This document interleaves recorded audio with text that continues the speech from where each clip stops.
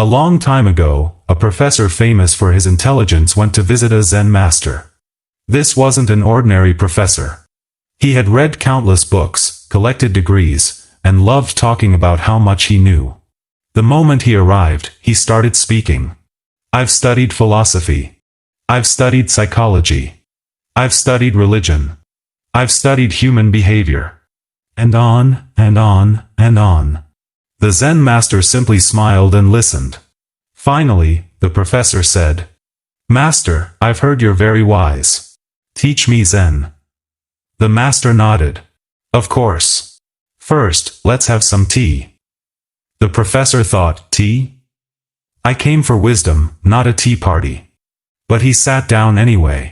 The master picked up a teapot and began pouring tea into the professor's cup. The cup filled. Then it filled completely. But the master didn't stop. Tea reached the rim. Still pouring. Tea spilled onto the table. Still pouring. Tea ran onto the floor. The professor suddenly jumped up. "Master, are you trying to flood the room? The cup is full. No more tea can go inside." The Zen master quietly put down the teapot. Then he looked directly into the professor's eyes and said, "Just like this cup, your mind is already full." The room went silent. The professor froze. The master continued, "You have come here wanting wisdom. But you've brought a cup overflowing with your own opinions, beliefs, and assumptions.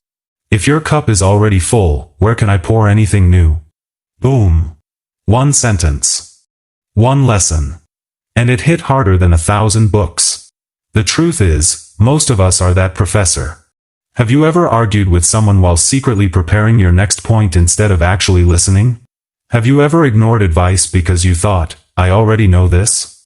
Have you ever watched only 10 seconds of a video and decided you knew the entire story? Yeah, we've all done it. Our minds become like storage rooms packed with old furniture.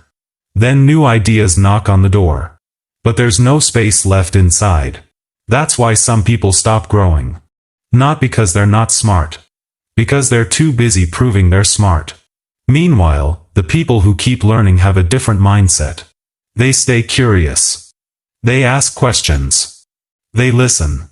They remain students no matter how successful they become. Think about a parachute.